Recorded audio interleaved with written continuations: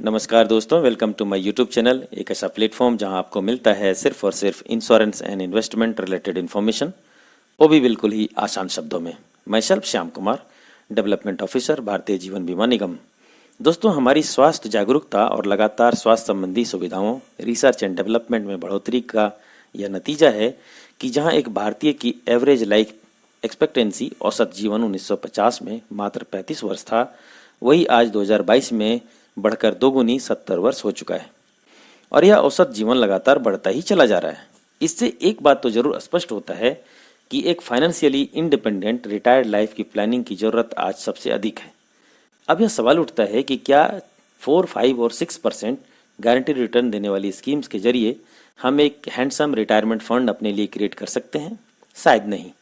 और यही कारण है कि आज का युवा वर्ग बेहतर रिटर्न के लिए अपनी आमदनी का एक छोटा हिस्सा मार्केट रिलेटेड स्कीम्स जैसे यूलिप, म्यूचुअल फंड, एसआईपी में निवेश कर रहा है, क्योंकि यहाँ उन्हें अपने निवेश के ऊपर मार्केट से एक बेहतर रिटर्न अपने चुने हुए फंड के माध्यम से मिल जाता है। इसी मार्केट डिमांड को देखते हुए एलआईसी एक बेहतरीन पेंशन प्लान लेकर आई है, जिसमें आपका निवेश मार्केट से जुड़ा होगा। अर्थात यह एक यूनिट लिंक पेंशन प्लान है, जिसका नाम है LIC new pension plus, plan number 867। दोस्तों, इस पेंशन प्लान के कई खास फीचर्स हैं और प्लान को अच्छे से समझने के लिए उन सभी फीचर्स को बारीकी से समझने की आवश्यकता भी है। अतः यह वीडियो थोड़ी लंबी हो सकती है। आगे बढ़ने से पहले मेरा आग्रह होगा कि अगर आप अभी तक मेरे इस चैनल से नहीं जुड़े हैं तो इसे सब्सक्राइब करके मुझे प्रोत्साहित अवश्य करें और साथ ही बगल के नोटिफिकेशन बेल को दबाकर ऑल को सिलेक्ट कर लें, ताकि आने वाली हर नई वीडियो का नोटिफिकेशन सबसे पहले आपको मिल पाए। Thank you. आइए सबसे पहले उन 4 यूनिक फीचर्स को जानते हैं जो इस पेंशन प्लान को बेहतरीन बनाता है। पहला, गारंटीड एडिशन की सुविधा उपलब्ध।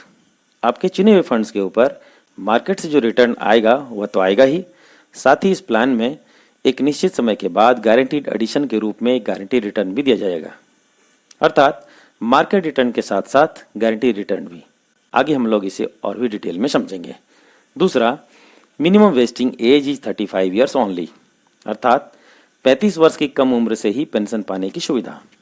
इस पेंशन प्लान में आप 25 वर्ष की उम्र से ही निवेश कर सकते हैं और सिर्फ 10 वर्ष के बाद ही अर्थात 35 वर्ष की उम्र से ही अपने निवेश के ऊपर पेंशन भी पाना शुरू कर सकते हैं। पार्शियल विड्रॉवल की सुविधा। इस पेंशन प्लान में आपको 5 वर्ष लॉक इन पीरियड के बाद पूरे पॉलिसी टर्म में कुल 3 बार बच्चों के एजुकेशन, बच्चों की मैरिज, घर बनाने या खरीदने और इलाज के लिए यूनिट फंड वैल्यू का एक निश्चित परसेंटेज, जैसे रेगुलर प्रीमियम पॉलिसी में 10%, 15% और 25% ऑफ यूनिट फंड वैल्यू, और सिंगल प्रीमियम पॉलिसी में भी 10%, 15% और 25% ऑफ यूनिट फंड वैल्यू आप विड्रॉ कर सकते हैं। वेस्टिंग डेट अर्थात पेंशन शुरू करने की तिथि बढ़ाने की सुविधा। इस पेंशन प्लान में यह सुविधा उपलब्ध होगी कि अगर आप चाहें तो अपने पॉलिसी के टर्म को बढ़ा सकते हैं। ओरिजिनल पॉलिसी टर्म की समाप्ति से पूर्व अगर आपको लगता है कि प्लान की रिटर्न अच्छी है और आपको अभी पेंशन की जरूरत नहीं है, तो आप इस प्लान के टर्म को कुछ और वर्षों के लिए बढ़ा सकते हैं।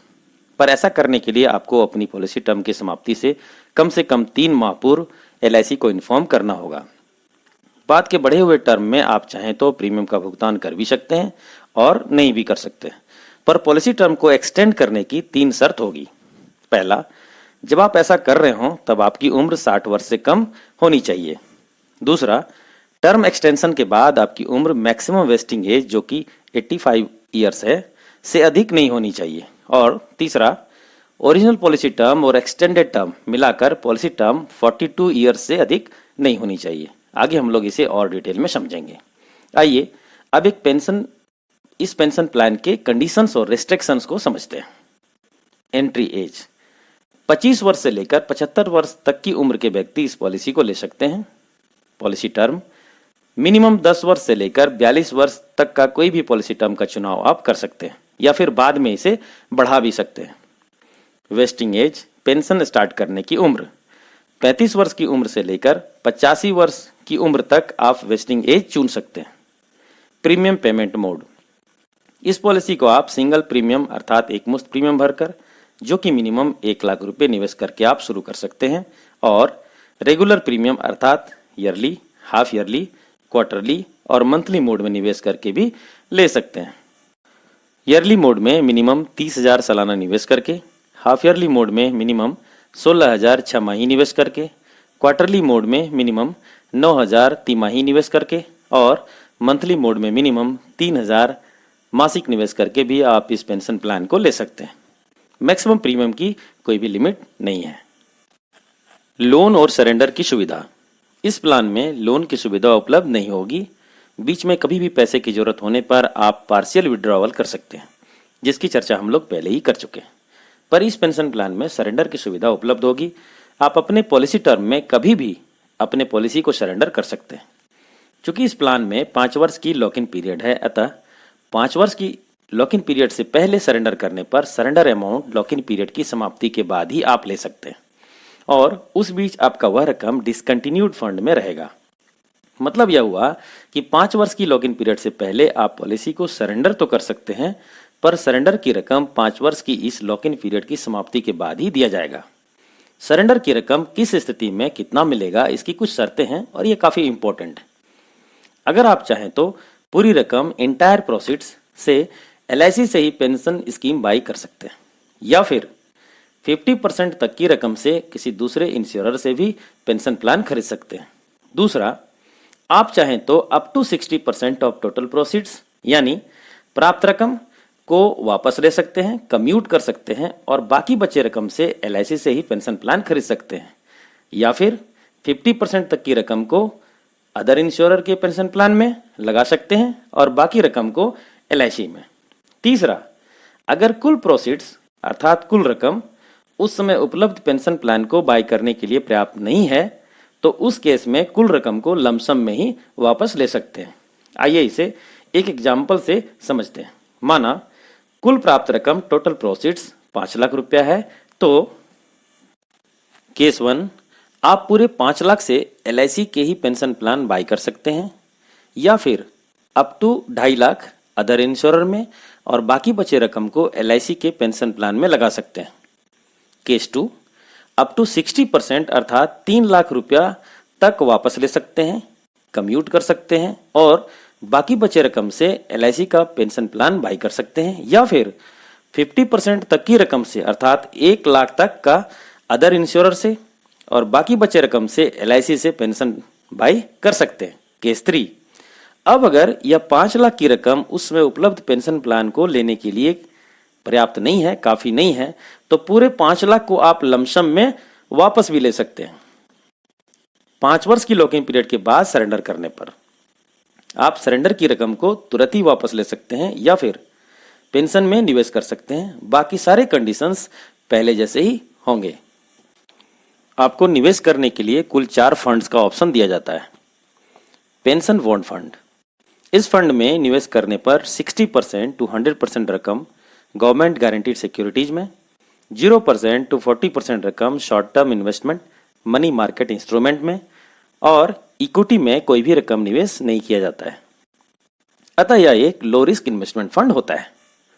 पेंशन सिक्योर्ड फंड, इस फंड को सिलेक्ट करने पर 50% to 100% रकम गवर्नमेंट सिक्योरिटीज में, 0% to 40% रकम शॉर्ट टर्म इन्वेस्टमेंट स्कीम्स में और इक्विटी में 10% to 50% निवेश किया जाता है और यह फंड एक lower to medium risk fund होता है।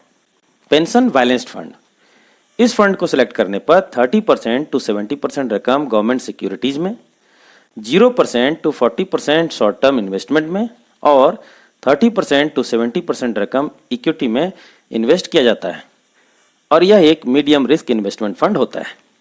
पेंशन ग्रोथ फंड, इस फंड को सिलेक्ट करने पर 0% to 60% रकम गवर्नमेंट सिक्योरिटीज में, 0% to 40% शॉर्ट टर्म इन्वेस्टमेंट में और 40% to 100% रकम इक्विटी में इन्वेस्ट किया जाता है और यह एक हाई रिस्क इन्वेस्टमेंट फंड होता है।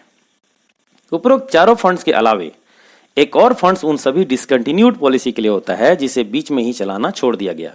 इसे पेंशन डिसकंटिन्यूड फंड कहते हैं। इसमें 0% to 80% मनी मार्केट इंस्ट्रूमेंट में और 20% to 100% गवर्नमेंट सिक्योरिटीज में निवेश किया जाता है।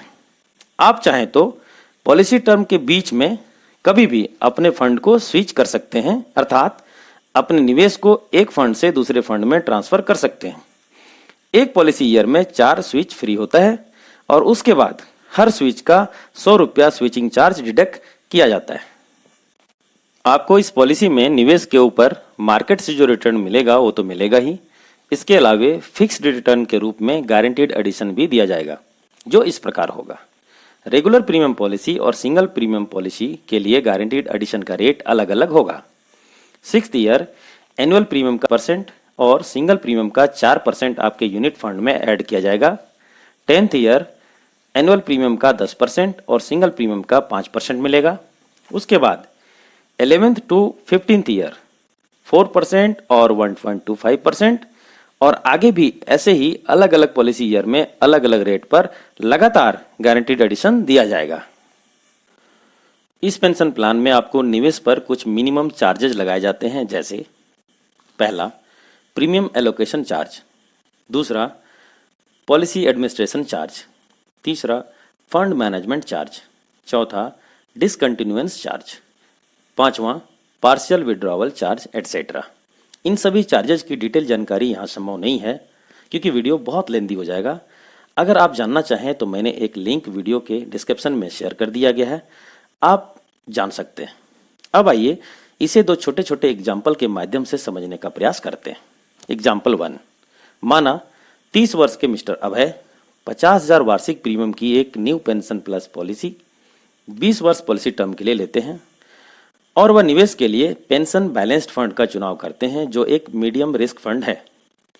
अब हम यह मानकर चलते हैं कि इस फंड के माध्यम से मिस्टर अभय को अपने निवेश के ऊपर बिल्कुल ही कंजर्वेटिव रिटर्न अर्थात सिर्फ 8% का ग्रॉस रिटर्न मिलता है, तो पॉलिसी टर्म के अंत में उन्हें क्या मिलेगा? इस मिनिमम अनुमान पर भी उन्हें कुल फंड वैल्यू 19,68,597 रुपया मिलेगा। अब चूंकि यह एक पेंशन प्लान है, अतः मिस्टर अभय को इनमें से कोई एक विकल्प का चुनाव करना होगा। पहला, मिस्टर अभय 100% ऑफ प्रोसीड्स अर्थात फंड वैल्यू का LIC से ही उस वक्त उपलब्ध पेंशन प्लान बाय कर सकते हैं, या फिर अप टू 50% रकम से अदर इंश्योरर के पेंशन प्लान और बाकी बचे रकम से LIC के पेंशन प्लान एन्युटी बाई कर सकते हैं।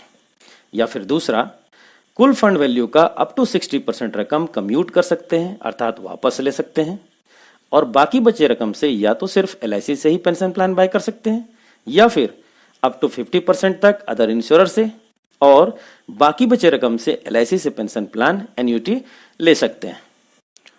या फिर तीसरा, अगर वह प्रोसीड्स अमाउंट फंड वैल्यू उस समय के पेंशन प्लान को बाय करने के लिए पर्याप्त नहीं है तो पूरी रकम लमसम में उन्हें वापस कर दिया जाएगा। एग्जाम्पल 2 देखते हैं। अब यही मिस्टर अभय अगर इस पेंशन प्लान को इसी 20 वर्ष पॉलिसी टर्म के लिए इसी पेंशन बैलेंस फंड का चुनाव करके एक मुश्त 5 लाख का निवेश करते हैं तो उन्हें इसी 8% के कंजर्वेटिव रिटर्न के अनुमान पर ही 20 वर्ष की समाप्ति पर कुल करीब 18 लाख का फंड वैल्यू मिलेगा। और अब यहाँ भी उन्हें एग्जाम्पल 1 की ही तरह से पेंशन प्लान को बाय करने के विकल्प भी मिलेंगे। अब आइए एक नेगेटिव केस लेते हैं और यह मानते हैं कि मिस्टर अभय के साथ दोनों ही एग्जाम्पल में 5वें वर्ष कोई अनहोनी हो जाती है तो क्या होगा? पॉलिसी फीचर के हिसाब से किसी भी केस में डेथ होने पर 105% ऑफ प्रीमियम पेड या fund value as on the date of intimation of death अर्थात मृत्यु की सूचना तक, इन दोनों में जो रकम ज्यादा होगा वह नॉमिनी को पे किया जाएगा। डेथ के केस में फंड वैल्यू से पेंशन प्लान को बाय करने की कोई बाध्यता नॉमिनी के ऊपर नहीं होगी।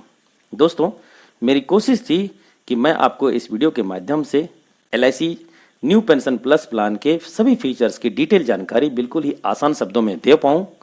वीडियो कैसी लगी कमेंट करके अवश्य बताएं, साथ ही अपने जानने वालों के बीच इसे शेयर जरूर कर दें। समय देने के लिए आपका बहुत बहुत धन्यवाद। Thank you very much.